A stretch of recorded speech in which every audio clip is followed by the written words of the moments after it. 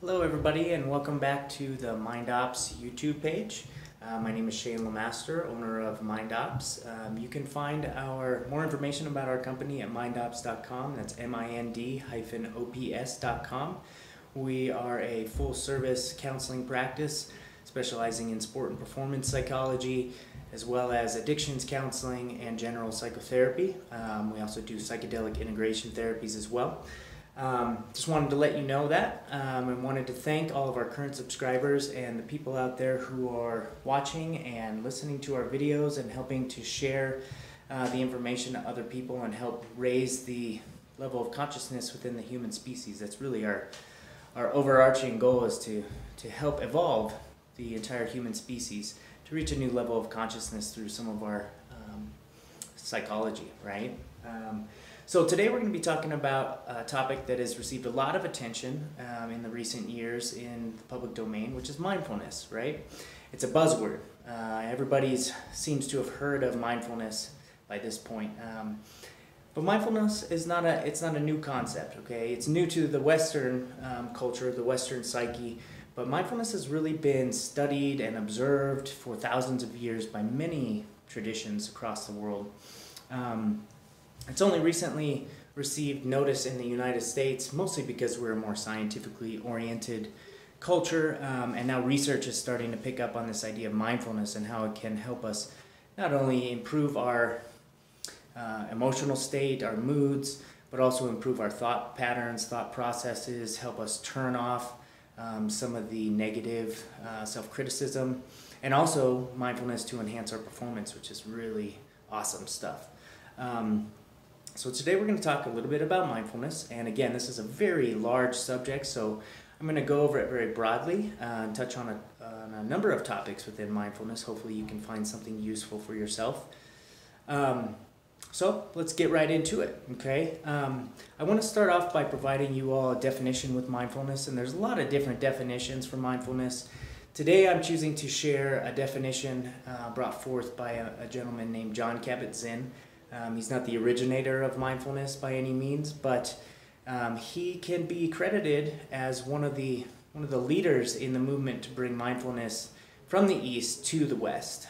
He traveled to the East many decades ago and studied mindfulness and brought it back to U.S. culture in the 60s and 70s, and was a major figure in bringing mindfulness and mindfulness practice and meditation practice to the United States during the 60s and 70s, and we see this emerging throughout the counterculture of the 60s and 70s, and kind of slowing down a little bit in the 80s and 90s, but then picking back up with some research interests in the scientific community in the last 10 or 15 years. We found some great stuff to help back up some of the philosophy behind mindfulness that other cultures in the East have been hinting towards for the last few thousand years, which is pretty cool to see science and philosophy kind of line up there. So we're going to talk about mindfulness today, and the definition I want to share with you is this. Jon Kabat-Zinn defines mindfulness as: mindfulness is awareness that arises through paying attention on purpose in the present moment, non-judgmentally. Okay? So let's break that down a little bit. Okay? So mindfulness is all about kind of knowing what's on your mind, what's going on in your mind, and paying attention to that, watching our thoughts, watching our emotions, paying attention to our bodily sensations, and not only internally what's going on for us, but mindfulness can also extend beyond us so that we can take in more from our external environment and really start to see some really cool things, including greater detail in some of the things that we sometimes skip over in our perception, or we can see things a little bit more beautifully than we're used to, if we take the time to really sit with it. So this idea that mindfulness is just greater awareness, okay, by paying attention, and this means that we're doing this very intentionally, okay? So it doesn't just mean paying attention to, what's going on in the moment by happenstance or because something big came up, but really putting some intention behind it, putting some effort and some energy, some mental thought into exploring this for yourself. So very intentional practice, paying attention on purpose. Present moment awareness is a big part of mindfulness. It's what we're trying to develop. and then being non-judgmental. Okay, we'll talk about that here in a little bit. So first of all, I want to just show you guys some of the buzzwords that you guys might have seen surrounding this idea of mindfulness. Now, mindfulness can also be considered, being awake to your experience, being more aware of what's going on both internally and external, being more present instead of being in the past or the future all the time in our heads. And mindfulness tends to have this ability to make us feel a lot more connected, not only to ourselves, but to the external world. And this non-judgmental aspect is really important too. And usually the phrase non-judgmental has a negative connotation to it, sort of like negative criticism or something.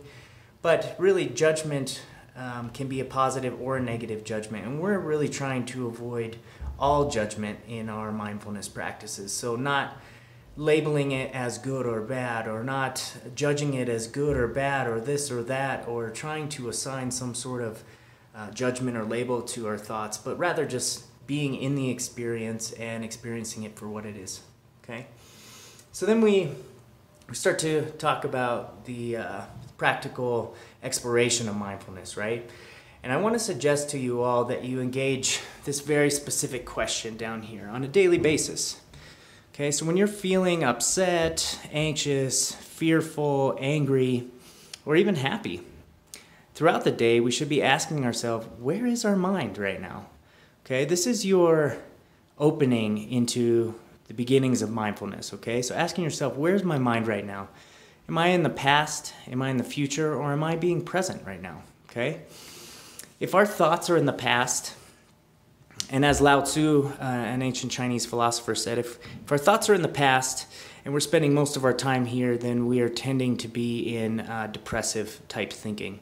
If our thoughts are most of the time in the future, then we tend to feel more anxiety, more fear. Okay? But if we can maintain a present moment awareness, this opens up opportunities for us to be more happy and more content in our life. So ask yourself that right now. Where's your mind? Are you thinking about things earlier in the day, things in your past memories where you regret doing something to somebody or to yourself?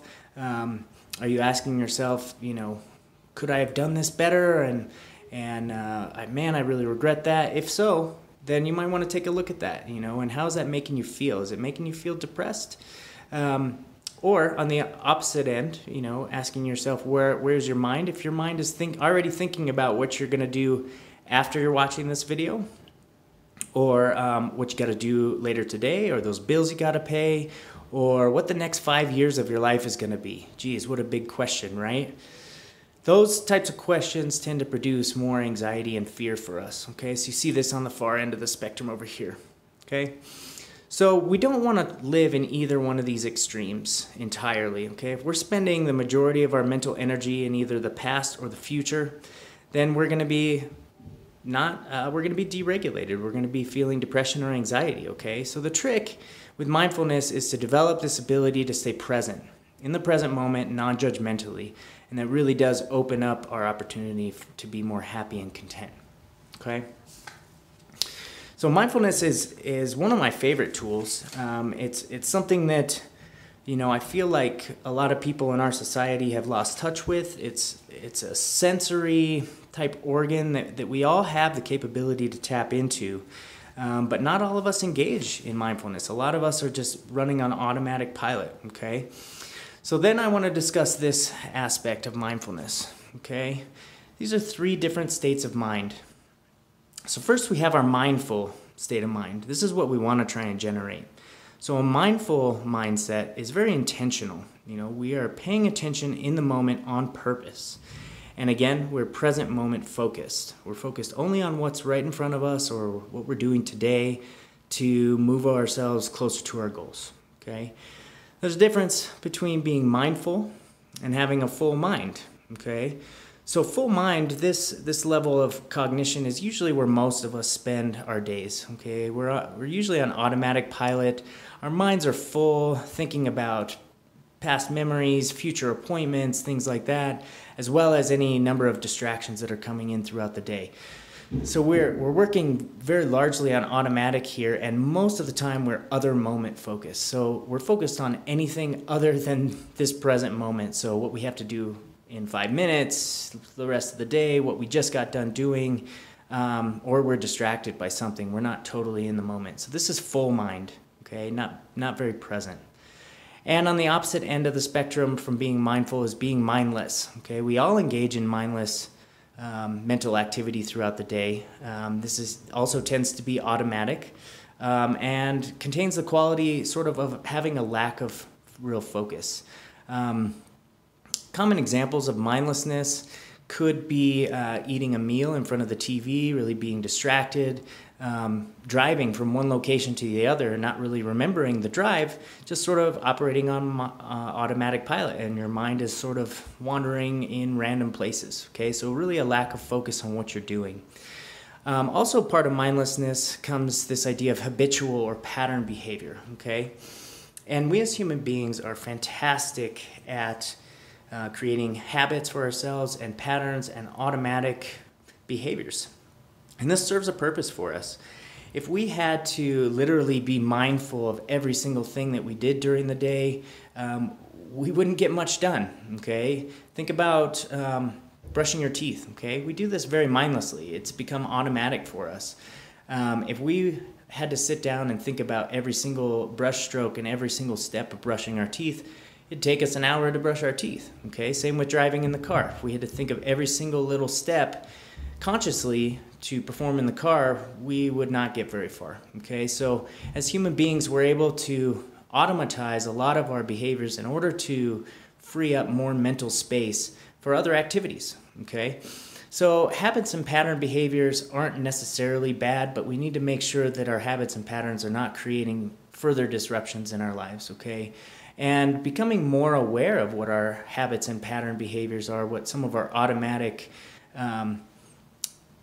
run-of-the-mill everyday activities are that we do sort of mindlessly, and gaining more attention around those, more awareness of how we engage mindlessly. This is going to help open the door for us and show us where we can apply more mindfulness to our lives, okay?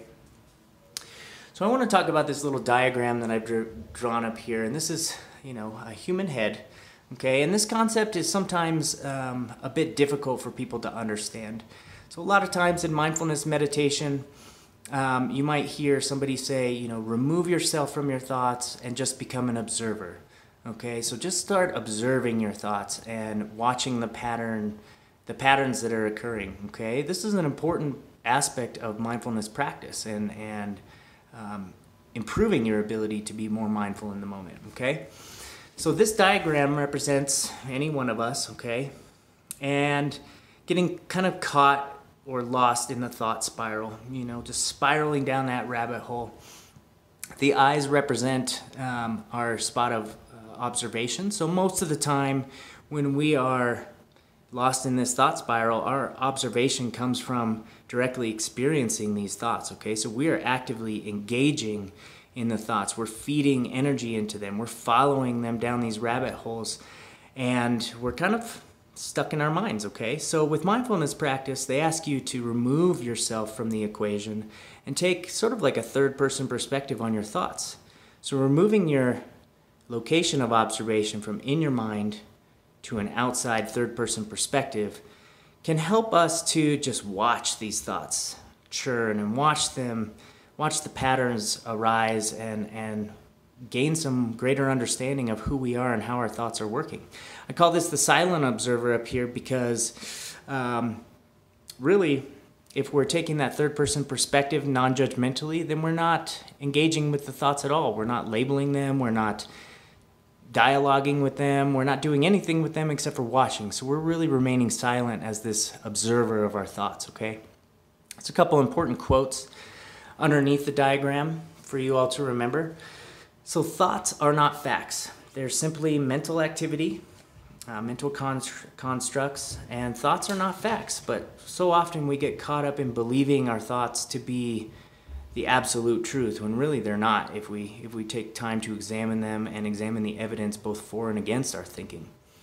So the second one, you are not your thoughts, okay? So whatever you think about yourself, or whatever thoughts you have throughout the day, you are not your thoughts. Your thoughts come from you. You don't need to be a slave to your thoughts. They don't need to control you anymore.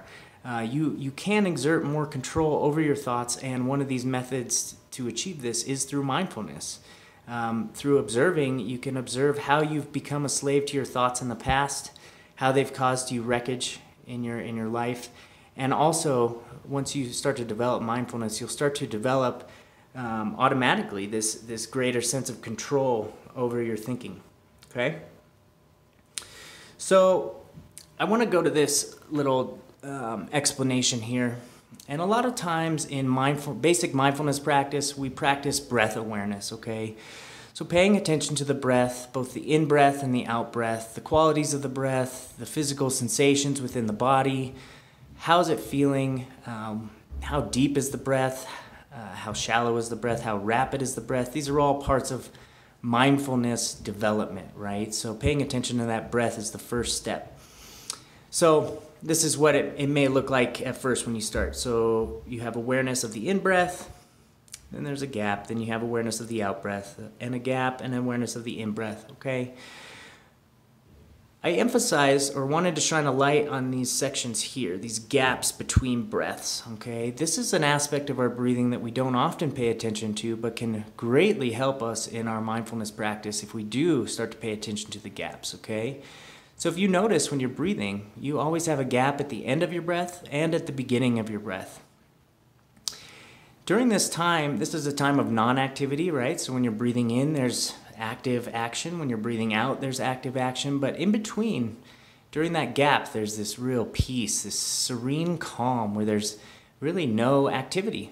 And it seems like for a lot of people, that's what we're seeking in our lives is peace and serenity, sort of being able to take a break away from our thoughts and feel that same quality of serenity that we experience between our breaths, but also between our thoughts. So you can see here, this is how the thought model links up nicely with the breath model, okay? So if we start out with breath awareness and we're paying attention to the in-breaths, the out-breaths, and the gaps between, we can also start to pay attention to our thoughts. And we'll notice that between each thought, there's also a gap.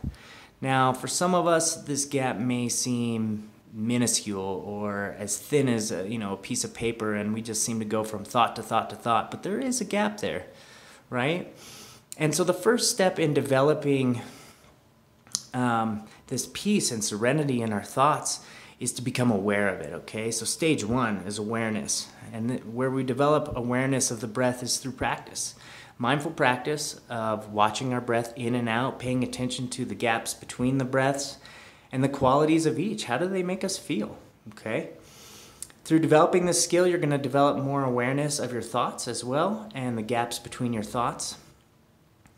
And then I like to include this quote in here sort of as an instructional guideline.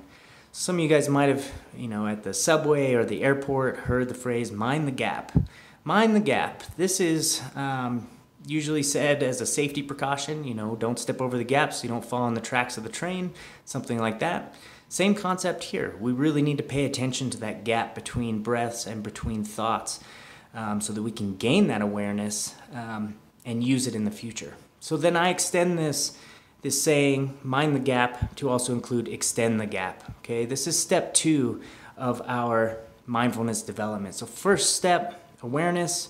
We need to gain awareness that there's a problem in the first place, or gain awareness of these qualities that we're trying to improve within us. And then the second stage is modification. Once we've gained awareness, now we can start to exert some control over it and change our thought and breath patterns to better serve us, okay? So if we're minding the gap and we become aware that there's a gap in between the breaths and the thoughts, and we're developing this ability to pay more attention to it, then we can start to work on extending the gap. And that's what these two models down here show. Okay, so this is an example of maybe a few weeks to a few months worth of practice of mindfulness. So you'll have a thought, and you'll notice that the gap between thoughts gets a little bit longer. Thought, and then your peace and serenity between thoughts gets a little bit longer. We're creating this space between thoughts, okay? So when there's no space between thoughts like this, we tend to have a thought and then a reaction immediately. It's like a reflex, right? And those sort of reflexive behaviors or actions tend to get us in some trouble. So we want to extend this gap, right? Give ourselves some space to rationalize, to calm ourselves down, to bring ourselves back down to baseline, and to think clearly about, do we want to engage in this thought? Do we want to let this thought go? Do we want to take it down the rabbit hole? What do we want to do with it? Instead of just acting reflexively, okay? This lower diagram shows where we can get with, extended practice with mindfulness. So we can have a thought and maybe even have a gap that extends equal the length of the thought or even longer than a thought. It's really cool, and I've met some Buddhist monks in Thailand who have told me that they only have a few thoughts a day, and this is because they've developed the ability to maintain that gap in their mental space, so that it's free to fully take in the experience of what's going on around them. The thoughts sort of muddle it up and get in the way when we start to judge our experience. Okay. So I wanna let everybody know that there's numerous ways to develop mindfulness. Some of the most common and most effective ways of developing mindfulness can include seated meditation, walking meditation, standing meditation, moving or active meditations like athletics, sports, things like that. Cooking can be a meditation. Really, you can turn anything into a meditation if you apply mindfulness to the situation, right? And in practical terms, this means engaging all of your senses, right? So making sure to engage senses that you don't usually engage during those activities. And I'll give you some examples of each of these, right? So a seated meditation might be just a formal mindfulness meditation. It could be eyes closed, eyes open. It could be, eyes closed, focusing on things like, what is the temperature in the room? What does it feel like with the clothes brushing against my skin? What are the qualities of all the sounds that I'm hearing right now? How's my body feeling? Where am I feeling any tension? These could be seated meditation practices, or we can gain mindfulness with eyes open seated mindfulness practice by maybe placing an object right in front of us or in our hands and turning it around and engaging all 5 of our senses to fully take in just one simple object, right? If you try this, you're going to find that you find a lot more beauty in this object than you normally do, which is pretty cool. So walking meditation can be great, where you're focusing on things like, how's your foot transitioning? Where's your pressure on your feet?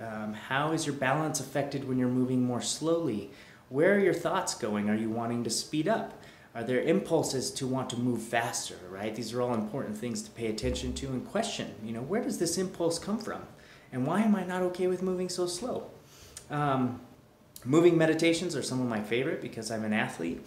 I find myself in meditative states in jiu-jitsu all the time, just sort of when you get into that flow state, or maybe during a run where everything is just functioning well and your mind clears and you get that runner's high, right? You can be extremely mindful in these situations, and it may seem like time just flies by or lasts for a long time. That's called time dilation, and that can come too with mindfulness practice, which is awesome. Okay, so I want to touch a little bit on some of the mindfulness research that's come out recently that I find interesting and that you might find interesting too. There's a lot of good mindfulness research around exercise showing that if you engage in exercise mindfully as opposed to mindlessly, your body actually responds better to the exercise. So, for instance, if you're doing some lifts in the gym, you're doing weightlifting, and if you're engaging mindfully, this may look like, completely focusing on that particular muscle group that you're working on in the moment, focusing on your breath in the moment, not thinking about the last lift or the next lift or what you got to do after the gym, not really being distracted, but really focusing in 100% of that focus on that particular muscle group.